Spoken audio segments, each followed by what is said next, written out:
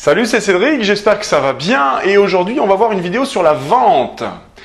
On va retrouver un principe que je vais partager avec vous régulièrement, qui est très important à comprendre et à assimiler.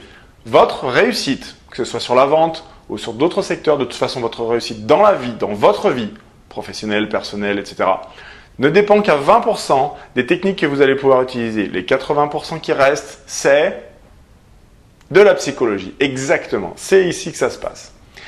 Dans cette vidéo donc, à propos de la vente, on va voir donc quels sont les 80% d'éléments psychologiques qui vont conditionner votre capacité à vendre. Premièrement, cessez de croire que vous ne savez pas vendre. Ouais, vous savez vendre. Absolument. Depuis toujours en fait. Ouais, depuis toujours. Quand un enfant de 5 ans, je ne sais pas, si vous avez des enfants et que vous en avez encore qui sont dans l'âge 4, 5, 6 ans maximum, après les choses se gâtent.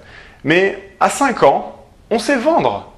À 5 ans, on sait tout obtenir. Vous le savez, si vous avez des enfants, on peut tout avoir quand on a 5 ans. Et tout est possible quand on a 5 ans. On veut être cosmonaute, princesse, peu importe. Mais quand on a 5 ans, on est du pur potentiel. On est l'être humain dans son pur potentiel. Ensuite, notre ego s'installe, nos expériences de vie, nos blessures, nos casseroles, etc. viennent entraver notre potentiel. Vous devez cesser de croire que vous ne savez pas vendre. Vous savez vendre, c'est juste que vous avez oublié. On est tous des vendeurs nés. C'est extrêmement simple. Ceux qui réussissent aujourd'hui à faire ce que vous voulez, à vendre, à parrainer ou toute autre chose. Il y a d'ailleurs une vidéo sur le parrainage, une autre capsule MLM, je vous invite à la regarder. Ceux qui arrivent déjà à parrainer et à vendre sont simplement des personnes qui n'ont jamais oublié comment vendre, ou alors qui ont travaillé pour s'en souvenir. Okay, ils n'ont pas appris des nouvelles techniques de vente, ils ont juste fait le ménage dans leur vie. Et croyez-moi, il y a énormément de leaders qui sont passés par la case développement personnel, c'est quasiment indispensable.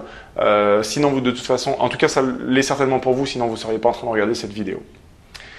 Et donc, les personnes qui réussissent ont fait ce ménage dans leur tête, ils ont permis à leur véritable potentiel de pouvoir s'exprimer et donc ils arrêtent d'écouter leur petite voix limitante qui est en train de leur expliquer que c'est pas possible, que si j'appelle quelle personne elle va me rejeter, elle va me dire non et que j'appellerai plus tard et je suis pas encore prêt et je suis pas assez bon et si je demande on va me dire non, blablabla, blablabla. Ça c'est votre petite voix.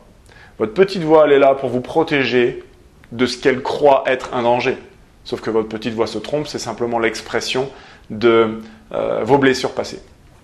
Bref. Voilà pour la psychologie. Vous savez déjà vendre. Vous avez juste à retrouver ce souvenir de comment je faisais quand je ne me posais pas tant de questions, finalement. C'est ça la clé. Ensuite, concernant les techniques de vente, eh bien, c'est très simple.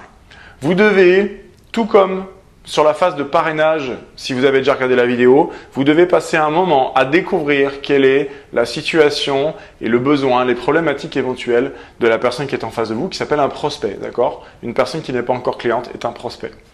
Votre prospect donc a une vie, a des choses qu'il aimerait régler et s'il se retrouve en face de vous en situation de vente, c'est que le produit ou le service que vous êtes en train de proposer l'intéresse d'une certaine façon. Il vous a accordé son attention, vous avez un temps très court pour pouvoir obtenir une issue favorable, et pour vous et pour lui évidemment, que ce soit gagnant-gagnant. Donc vous devez découvrir exactement ce qui l'intéresse. Donc encore une fois, vous devez poser des petites questions et écouter les grandes réponses. Vous devez apprendre à la boucler, désolé mais c'est ça, vous devez apprendre à la boucler en attendant que la personne vous donne suffisamment d'informations. Et en retour de ces informations, vous lui donnez toute votre considération, votre attention exclusive pendant cette conversation-là. Une fois que vous avez posé des questions, eh bien, votre prospect va vous permettre va déterminer votre présentation du produit. Vous allez donc présenter votre produit ou votre service sous l'angle qui va concerner la personne qui est en face de vous. Si je prends un exemple, admettons que vous avez un produit physique qui sert à perdre du poids et qui, par la même occasion, va permettre d'améliorer la peau, par exemple, d'avoir une peau plus belle. Il y a plein de MLM qui ont ça comme produit. Eh bien, pour certains, c'est la peau plus belle qui va les intéresser et pour d'autres, ça va être la perte de poids. Vous allez donc mettre l'emphase, sans forcément masquer complètement les autres éléments, mais peut-être mettre l'emphase sur ce qui intéresse la personne qui est en face de vous. Si vous lui parlez de quelque chose qui ne l'intéresse pas, il y a des chances qu'elle n'achète pas. Donc, trouvez le point de frustration, d'amélioration qui concerne votre prospect. Assurez-vous qu'il cherche une solution, mais a priori, s'il est en face de vous sur une situation de vente, c'est le cas.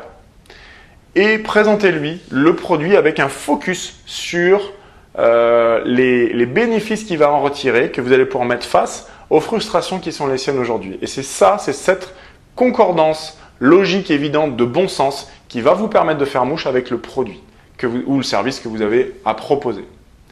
Enfin, à un moment donné, il y a une décision à prendre pour votre prospect de devenir client ou pas.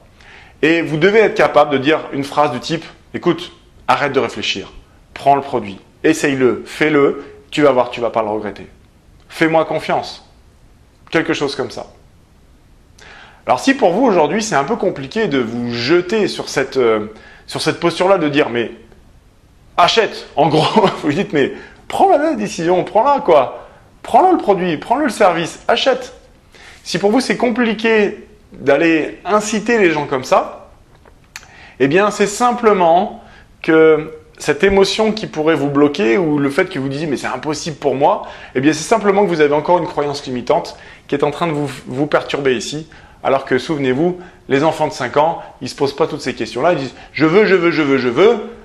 On a beau lui dire non 5 fois, il dit si, je veux, je veux, je veux, et on finit par dire oui. La plupart du temps, c'est tout simplement parce qu'il faut qu'on se souvienne à quel point en fait on tient aux choses et que un refus, un non, n'est pas une réponse acceptable. Vous avez décidé de vendre des produits, vous avez identifié que le produit ou le service que vous proposez est une bonne chose pour la personne.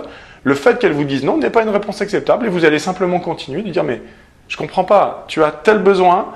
Il y a telle solution en face, ça correspond exactement à ce que tu veux. Essaye, prends-le, fais l'essai, achète-en au moins un.